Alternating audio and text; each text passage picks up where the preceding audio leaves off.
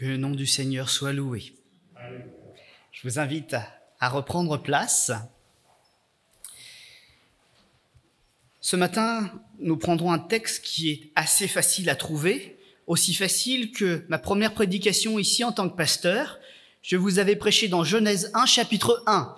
Eh bien là, aujourd'hui, nous prêcherons dans Apocalypse 22.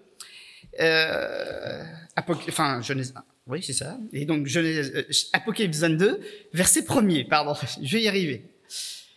Je prêche donc sur le dernier chapitre des Écritures de la Bible. Les références, donc, apparaissent également sur le vidéoprojecteur. Apocalypse, chapitre 22, à partir du verset 1er.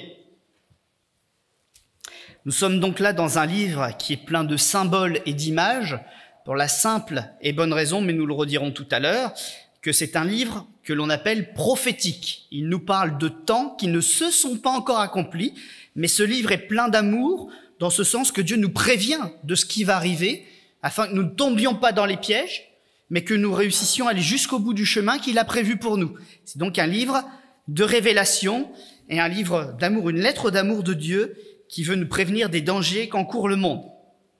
Apocalypse 22, verset 1er, il est écrit ceci. Jean, qui est donc le porte-parole, est accompagné par un ange qui le guide tout au long de cette vision. Et il est écrit, et il me montra, cet ange, un fleuve d'eau de la vie, limpide comme du cristal, qui sortait du trône de Dieu et de l'agneau. Au milieu de la place de la ville, et sur les deux bords du fleuve, il y avait un arbre de vie, produisant 12 fois des fruits, rendant son fruit chaque mois, et dont les feuilles servaient à la guérison des nations. Il n'y aura plus d'anathème, c'est-à-dire de malédiction, une parole de condamnation.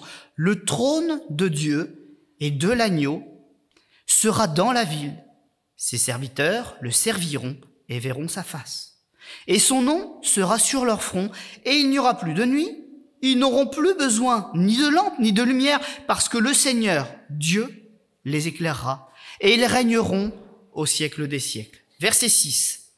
Toujours cet ange qui dit à Jean, et il me dit, ces paroles sont certaines et véritables, et le Seigneur, le Dieu des esprits des prophètes, a envoyé son ange pour montrer à ses serviteurs les choses qui doivent arriver bientôt.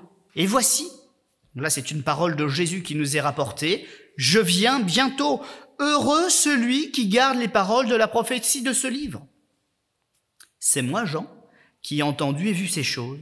Et quand j'eus entendu et vu, je tombais aux pieds de l'ange qui me les montrait pour l'adorer. Mais il me dit, garde-toi de le faire. Moi, je suis ton compagnon de service et celui de tes frères les prophètes et de ceux qui gardent les paroles de ce livre. Adore Dieu. Et il me dit, ne scelle point les paroles de la prophétie de ce livre, car le temps est proche. Que celui qui est injuste soit encore injuste, que celui qui est souillé se souille encore, et que le juste pratique encore la justice, et que celui qui est saint se sanctifie encore. Voici, je viens bientôt, et ma rétribution est avec moi pour rendre à chacun selon son œuvre. Je suis, c'est le Seigneur qui parle, l'alpha et l'oméga, le premier et le dernier, le commencement et la fin. Heureux ceux qui lavent leurs robes afin d'avoir droit à l'arbre de vie et d'entrer par les portes dans la ville. Dehors, les chiens, les magiciens, les débauchés, les meurtriers, les idolâtres et quiconque aime et pratique le mensonge. Moi, Jésus, j'ai envoyé mon ange pour vous attester ces choses dans les églises. Je suis le rejeton et la postérité de David, l'étoile brillante du matin. Et l'Esprit, l'épouse disent, viens. Et que celui qui entend dise, viens. Que celui qui a soif vienne. Que celui qui le veut prenne de l'eau de la vie gratuitement. Je le déclare. À quiconque entend les paroles de la prophétie de ce livre, si quelqu'un y ajoute quelque chose, Dieu le frappera des fléaux décrits dans ce livre. Et si quelqu'un retranche quelque chose des paroles du livre de cette prophétie, Dieu retranchera sa part de l'arbre de la vie et de la ville sainte, décrit dans ce livre. Celui qui atteste ces choses dit, oui, je viens bientôt. Amen. Viens, Seigneur Jésus. Que la grâce du Seigneur Jésus soit avec vous tous. Amen. Un texte un peu compliqué, on est d'accord, hein ? Bon, c'est à ça que servent aussi un peu les pasteurs. Ça aide aussi, ils aident aussi à expliquer certains symboles. Mais c'est un texte qui est très important, parce que être en Jésus, c'est pas juste être sauvé, c'est aussi avoir une espérance et connaître le plan de Dieu pour notre vie. Et je crois donc de rappeler aussi des éléments déterminants de notre espérance est quelque chose de bon pour nous ce matin. On vit dans des temps troublés, on sent que la fin de ce monde est plus proche que jamais, et c'est bon de lever les yeux et de regarder vers où nous sommes destinés à aller.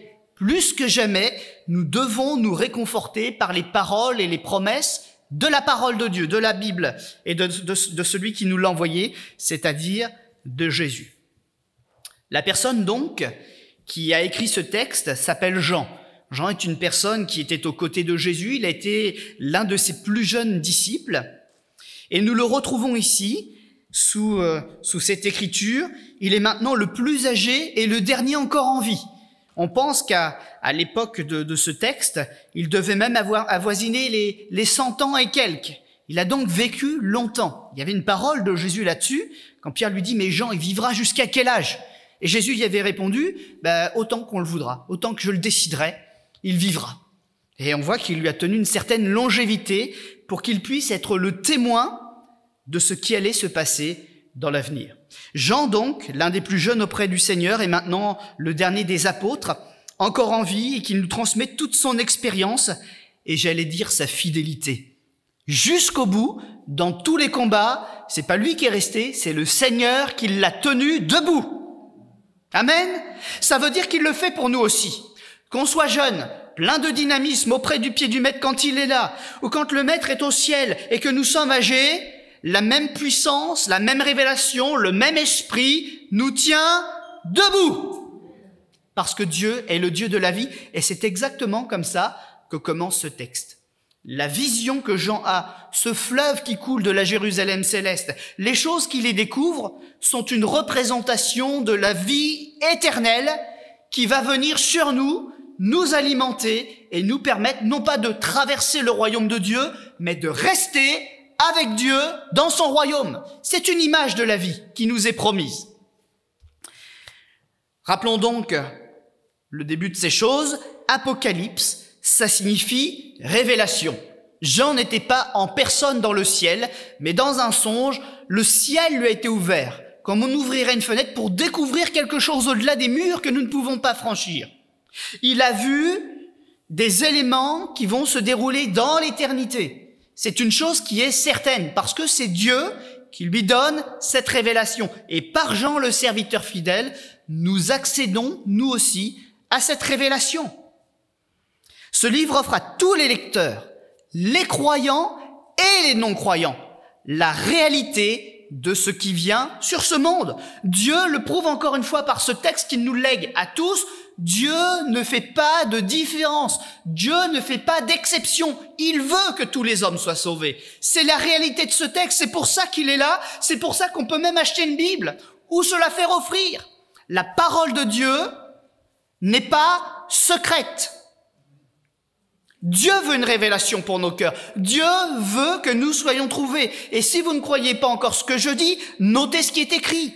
Quand l'ange lui permet de vivre cette expérience, qui parcourt cette expérience avec lui pour répondre aussi à ses questions, il lui dit, ce que tu vois, le livre que tu écris, ne mets pas de scellé dessus. Ne le ferme pas, ne le cache pas. Tout le monde doit savoir ce qui a été montré.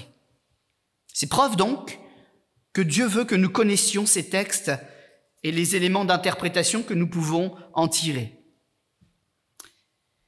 Ce texte donc nous révèle les faits et les événements qui se produiront jusqu'à la fin de l'humanité, parce qu'il faut le dire, un jour très prochain, l'humanité s'arrêtera. L'humanité a vécu ses victoires, ses combats, ses révolutions techniques, technologiques, culturelles, mais comme toute chose, la vie humaine n'est pas éternelle, elle a une fin. Elle a une fin pour ceux qui ne vont pas avec Dieu. Mais pour ceux qui ont choisi le Seigneur, il y a une vie qui se greffe en lui, qui vient de lui, qui se greffe en nous. Un serviteur donc céleste, un ange de Jésus, rapporte les paroles du Seigneur, tandis que Jean contemple plusieurs grandes fresques, plusieurs grands tableaux de la fin.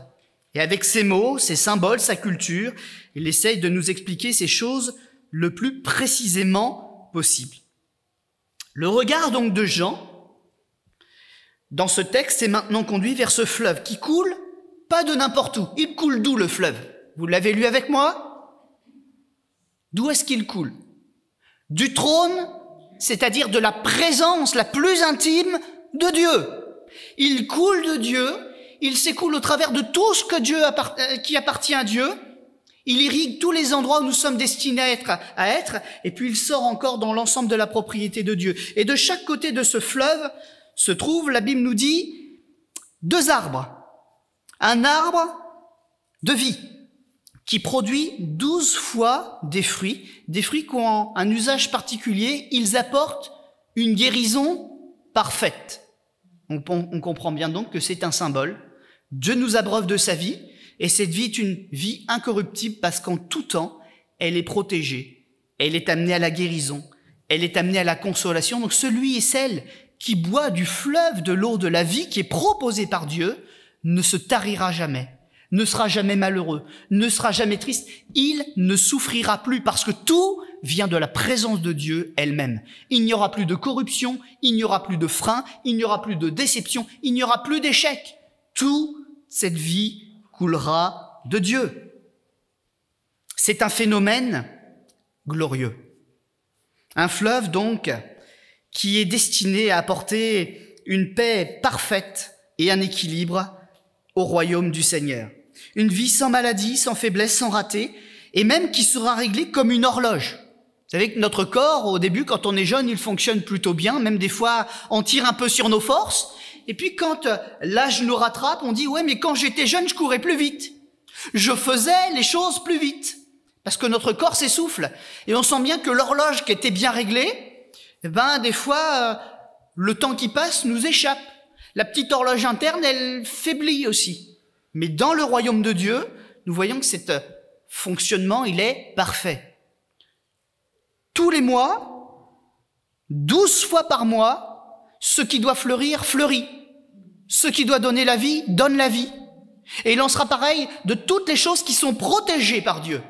La mécanique qui est corrompue aujourd'hui, qui est faible aujourd'hui, sera parfaitement restaurée. Il n'y aura plus de faiblesse, il n'y aura plus de raté. Tout sera parfaitement bien huilé. Une mécanique céleste et parfaite. Et nous en ferons partie. Tout l'inverse donc, et la promesse est magnifique, de ce que nous connaissons aujourd'hui. Aujourd'hui, nous pouvons douter du lendemain, parce qu'on ne sait pas si ce qu'on a prévu s'accomplira jusqu'au bout. Mais dans le royaume de Dieu, la promesse est ainsi, tout sera une réussite. Il ne sera plus non plus, quand on parle de cette présence du trône de Dieu, il ne sera plus question de justice pour condamner des coupables, puisque tous auront été graciés, tous auront été pardonnés. Notre joie sera parfaite. Et déjà aujourd'hui, nous qui avons été pardonnés de nos péchés, on sent qu'il y a déjà un énorme poids qui est parti. On sent qu'on n'est plus sous cette condamnation. Je ne sais pas comment vous vous levez le matin, on sait que c'est pas toujours facile, mais on sait en tout cas que pour ce qui est de la vie éternelle, on n'a plus à craindre une condamnation. On craint Dieu parce qu'il est Dieu, parce qu'il est grand, parce qu'il est saint, mais on se lève pas en disant « Oh, je vais décevoir le Seigneur, il va me taper ». Quand on se lève le matin, on se lève dans la joie parce qu'on se lève en disant « Aujourd'hui, quoi qu'il arrive, le Seigneur me porte. Le Seigneur m'emmène de l'avant. Le chemin n'est pas tracé par moi, il est tracé par lui. Je marche sur le chemin du Seigneur. J'ai pas à craindre la condamnation. Je suis un enfant de Dieu. Je suis libéré. Celui qui a le Fils a la vie. Celui qui n'a pas le Fils peut craindre la condamnation. Et nous sommes libres. Et donc, quand nous serons au ciel, et quand nous avons des visions du ciel, quelques-uns, ça leur est arrivé, et qu'ils voient ce trône de Dieu, ils ont la crainte de Dieu, mais ils ont la joie de Dieu, parce qu'ils savent que ce n'est plus pour eux un trône de condamnation, c'est un trône de justice, un trône d'équité, pour mettre tout le monde au même niveau. Et ceux qui contempleront ce trône, ce n'est pas pour trembler ou pour amener des affaires publiques en disant « Seigneur, lui, il m'a fait ci, lui, il m'a fait ça ». C'est un trône qui est dressé pour nous assurer que Dieu ne fera jamais de différence et pour l'éternité avec aucun de ses enfants. Tout sera parfaitement dans l'équilibre divin qui rendra notre cœur heureux. Le vrai bonheur est assuré à l'œuvre de la croix et pour l'éternité. Un jour, le trône de Jésus a été dressé. C'était pas un trône merveilleux en marbre, hein. Le trône de Jésus. Le trône de son autorité, le trône de sa victoire sur le péché, sur la mort et sur tous les ennemis de Dieu, c'est la croix. Cette croix dressée, qui est notre rachat, notre pardon, qui nous montre aussi que lever les yeux vers Jésus, c'est pas une condamnation, mais c'est trouver le regard plein d'amour qui nous accueille en sa présence. C'est ce symbole qui sera rappelé pour l'éternité. Certaines donc des images révélées à Jean peuvent avoir aussi plusieurs niveaux d'interprétation. J'en profite aussi pour donner quelques armes aussi à ceux qui veulent essayer de comprendre le livre de l'Apocalypse. Nous n'avons pas à inventer les interprétations. La Bible répond par la Bible. Et s'il y a des symboles qui sont donnés dans les Écritures, eh bien, on va en donner un exemple. La Bible les explique. Ce qu'il faut, c'est être un lecteur fidèle et ne pas être passif devant la parole de Dieu en disant « je l'ai lu ». Il faut sonder, étudier sérieusement, profondément et personnellement les Écritures. Et je peux vous le garantir, c'est pas simplement l'intelligence qui va se remplir, mais Dieu nous prouvera qu'avec lui, on est capable de comprendre les mystères, parce qu'il nous les révélera. C'est une opportunité de vivre et de revivre des expériences de révélation avec le Seigneur. Comme je l'ai dit tout à l'heure, il n'a pas voulu qu'on mette des sceaux sur l'Écriture. Il a voulu qu'on vienne dans sa présence pour comprendre le plan. Et là, par exemple, il y a une chose que physiquement je ne saurais pas expliquer, mais le royaume de Dieu nous promet d'avoir une lumière parfaite. Aujourd'hui, nous sommes éclairés par des choses éphémères, même si elles sont puissantes. Le soleil est puissant, mais c'est quelque chose qui est éphémère. On peut mettre sur le soleil une durée de vie. On sait qu'il s'éteint tout doucement. On connaît dans l'univers d'autres exemples de soleil qui s'éteignent. Mais la Bible nous dit, plus besoin de soleil dans l'éternité, plus besoin de lumière artificielle ou d'étoiles qui reflètent une lumière qui n'est pas la leur. La présence de Dieu sera notre lumière. Nous le connaîtrons parfaitement comme nous-mêmes nous avons été connus. Plus de limites, plus de freins, plus de voiles, plus d'abysses, nous serons connectés au Seigneur. Et il y a une image, c'est pour ça que je dis que la Bible se suffit à elle-même pour interpréter, qu'on peut prendre à plusieurs niveaux dans ce texte. Il est dit en parlant de cette lumière que ceux qui seront accueillis dans la présence de Jésus n'auront plus besoin de lampes et n'auront plus besoin de lumière. Mais dans la Bible, on sait que les lampes, c'est-à-dire ces petits objets, sont remplis d'huile. Et qu'est-ce qu'ils représentent dans l'Écriture? Vous le savez? Que sont les lampes dans l'Écriture? Je ne parle pas de l'huile, les lampes. Ce sont les hommes, les prophètes. Et ils sont remplis de l'huile de Dieu pour produire une lumière qui éclaire leurs contemporains. Eh bien là, nous avons l'interprétation, l'une des interprétations.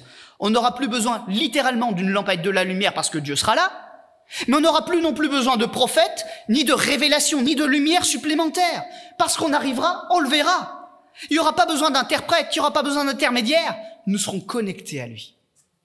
Voilà toute la gloire. Les fossés, tous ces moments de doute, on s'est dit, où est-ce qu'il est Dieu? Tous les moments où on a tâtonné, ce sera fini. Plus besoin d'intermédiaire. Il sera là pour lui, pour nous, et nous serons là pour lui. Ça vaut vraiment le coup d'investir et de combattre sur cette terre. La gloire, mes amis, elle est toute proche. Le Seigneur le dit, je viens bientôt. C'est tout près maintenant, tout près pour nous. Plus besoin de prophètes dans ce temps céleste, je ne parle pas d'aujourd'hui, je parle dans la gloire.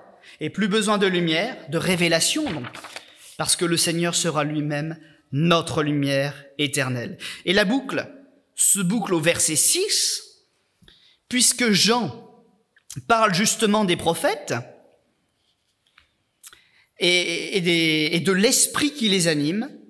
Et ce qu'il nous dit, c'est, malgré toutes ces choses extraordinaires, c'est maintenant que nous vivons, soyez prêts.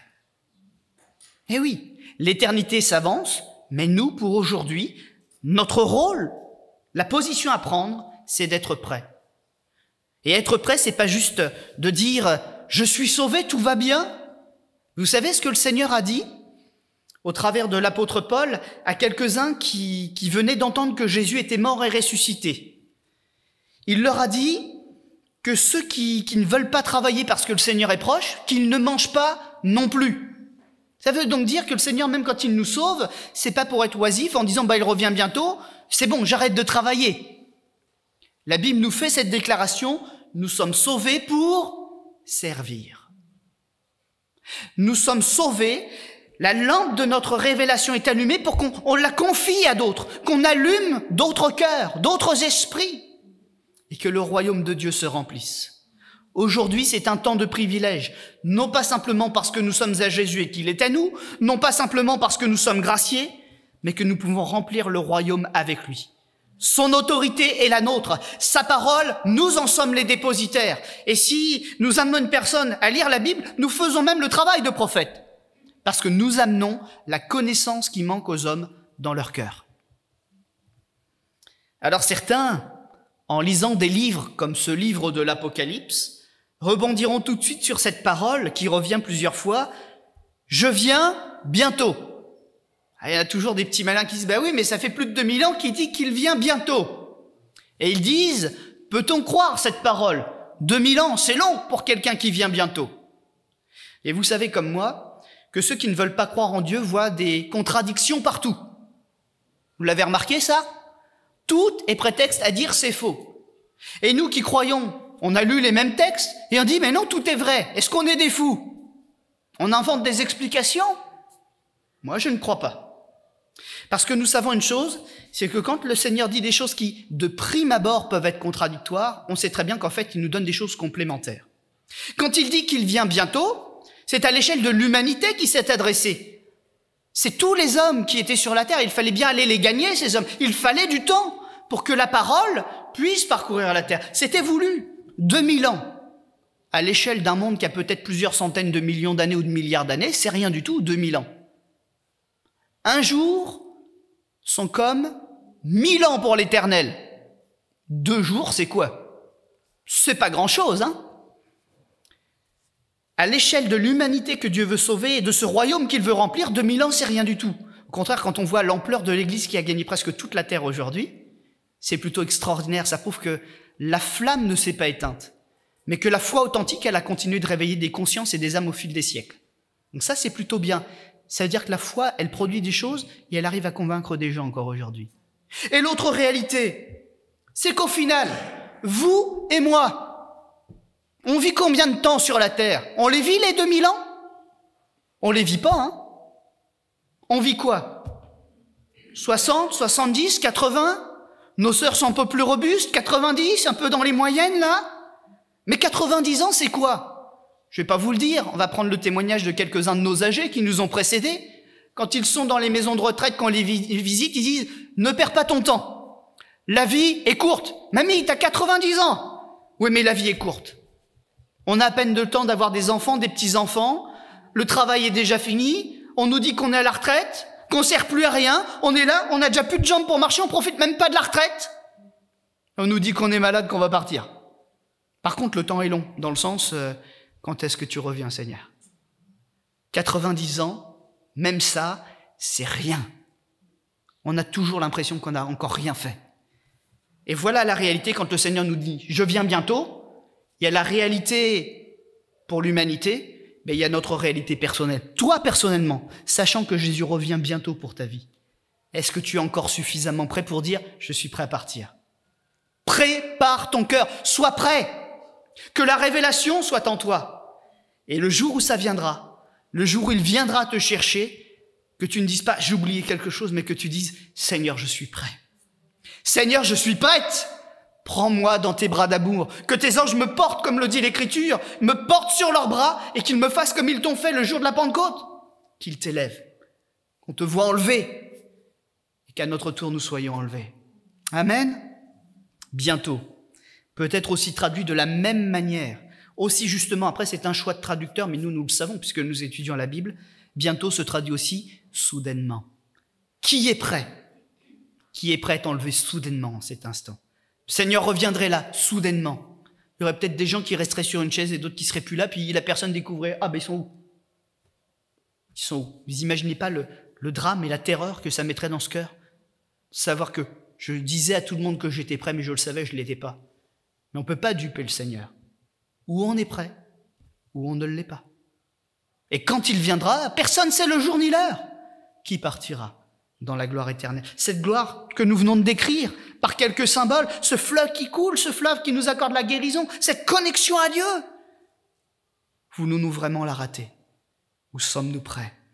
Et puis, il y a des paroles encourageantes dans ce texte. Des fois, on passe un petit peu dessus, parce qu'on se dit, voilà, les événements pour Jean se sont passés comme ça, mais il y a des promesses qui sont là.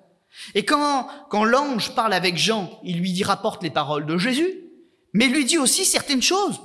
Ne m'adore pas, je suis qu'un ange. Adore Dieu. Moi, je suis qui? Je suis ton compagnon de service. C'est aussi écrit dans l'Épître aux Hébreux. Ne savez-vous pas que les anges sont des serviteurs au service de ceux qui doivent hériter du salut, c'est-à-dire vous et moi? Et si dans l'invisible, il y a des choses qui se passent, il y a aussi des amis à nous qui sont là. Il y a des menaces, mais il y a une armée de Dieu qui campe autour des justes pour les défendre. Nous n'accomplissons jamais notre œuvre tout seul. La puissance de Dieu, tous les biens, toutes les richesses, toutes les possessions de Dieu et ses serviteurs sont avec nous. Mon frère, ma sœur, lis la parole. Tu verras la richesse des promesses de Dieu, tout ce qu'il fait pour toi, dans le visible, les bénédictions, et dans l'invisible, les combats qu'il remporte pour toi. Il dit encore qu'il est son compagnon de service, mais qu'il est aussi le compagnon de service des frères dans la foi et des ministères qui se sont levés pour Dieu. Je suis donc pas le seul juste sur la terre. Il y en a d'autres que Dieu s'est choisis. Et il prie pour moi, très certainement, comme j'ai choisi de prier pour eux. Et ça, ce sera jusqu'à la fin. Et il dit encore, et des justes, de manière générale, c'est-à-dire des adorateurs de la vérité, des fidèles qui sondent les Écritures comme nous le faisons ce matin. Il y a d'autres lieux de culte, il y a d'autres églises, il y a d'autres endroits où Dieu est en train de combattre pour remporter des victoires, pour garder des enseignements saints et vrais, afin que des âmes parviennent au salut. Nous sommes avec ce livre, et dès aujourd'hui, je crois, entrés dans l'accomplissement de ces prophéties. Elles ne sont pas complètement achevées, mais nous sommes déjà en train de les lire et de les vivre. Le contenu n'est pas scellé. Et si nous lisons certains des textes de l'Écriture, qu'est-ce que nous voyons? La mondialisation financière, politique et même religieuse. Pour arrêter les conflits de religion, la Bible nous dit que le diable se servira aussi de ce prétexte pour créer une religion unique autour de lui-même.